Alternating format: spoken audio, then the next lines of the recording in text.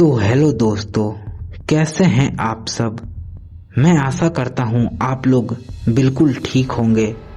तो यह कहानी आप लोग सुनने जा रहे हैं, यह एक सच्ची घटना पे आधारित है। तो आइए कहानी को शुरू करते हैं।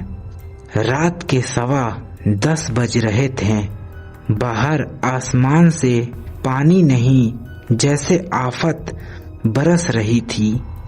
बिजली की कड़कड़ाहट खिड़कियों को ऐसे झकझोर रही थी कि मानो बाहर से कोई अंदर आने के लिए तड़प रहा हो।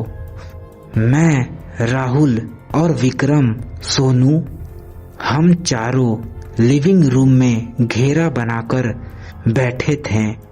घर खाली था, सन्नाटा इतना गहरा कि हमें एक दूसरे की सांसें साफ साफ सुनाई दे रही थी।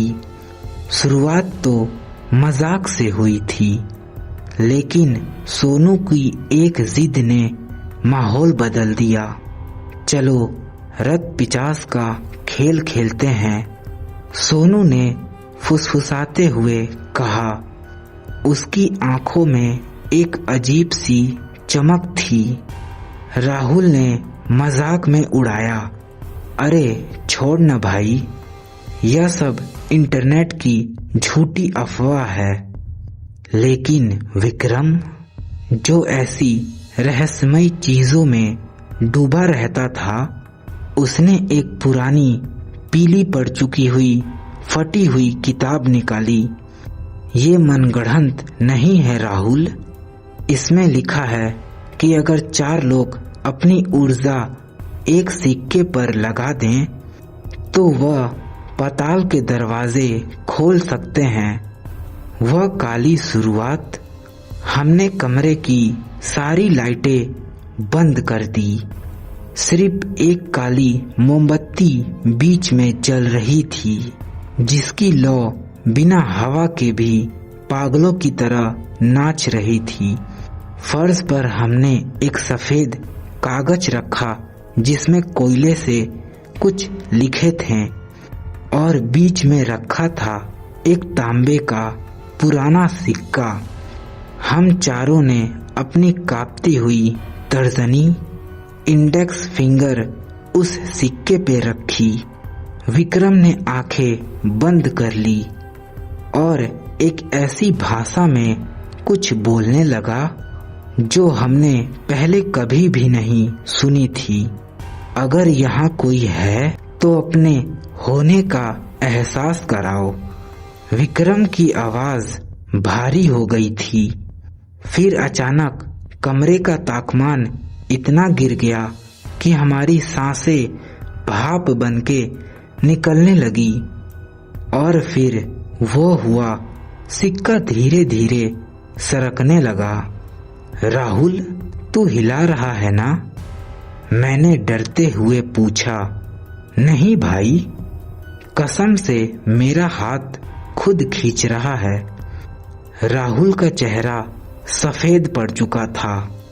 सिक्का अक्षरों पे घूमा। मौत, खौफ का दस्तक देना। बस करो यार, मुझे डर लग रहा है। सोनू ने हाथ हटाना चाहा, लेकिन उसका हाथ जैसे सिक्के से चिपक गया था। वह चीखा, मेरा हाथ नहीं छूट रहा है। तभी किचन से बर्तन गिरने का जोरदार आवाज आई। अगले ही पल पूरे घर की दीवारें जैसे रोने लगी। दीवार के दरारों से काला गाढ़ा खून निकलने लगा। मोमबत्ती की लौ नीली पड़ गई और फिर एक झटके में बुझ गई। अंधेरा इतना घना था कि हाथ को हाथ नहीं सूझ रहा था। सोनू, राहुल, कहाँ हो तुम लोग? मैं चिल्लाया। तभी बिजली कड़की। उस 1 सेकंड की रोशनी में जो मैंने देखा, उसने मेरी रूह को शून्य कर दिया। कमरे के कोने में एक साया खड़ा था।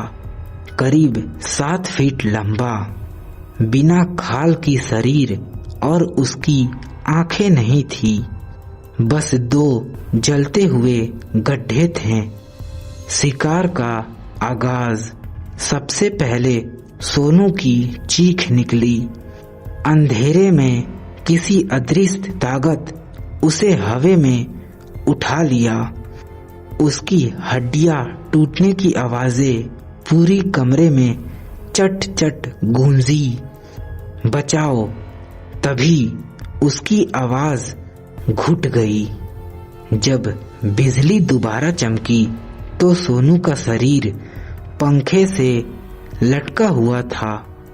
उसकी गर्दन 180 डिग्री मुड़ चुकी थी। भागो!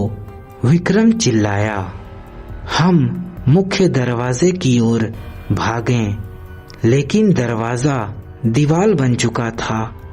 वहां कोई कुंडी नहीं थी, न कोई हैंडल था। राहुल पागल होके खिड़की की ओर झपटा, लेकिन खिड़की के शीशे टूटकर अंदर की ओर मुड़े और राहुल का गला काट दिया। राहुल अपने गले को पकड़ने की कोशिश की, पर खून इतना गिर रहा था कि वह वहीं ढेर हो गया। उसकी फटी हुई आंखें अभी भी वह साये को देख रही थी। अब सिर्फ मैं और विक्रम बचे थे। विक्रम फर्श पे पड़ा, वह सिक्के को ढूंढने लगा। हमें खेल खत्म करना होगा। हमें सिक्के को गुड बाय की ओर लेके जाना होगा। लेकिन वह साया अब विक्रम के पीछे था। उसने अपने लंबे नाखून विक्रम के सीने के आर पार कर दिया।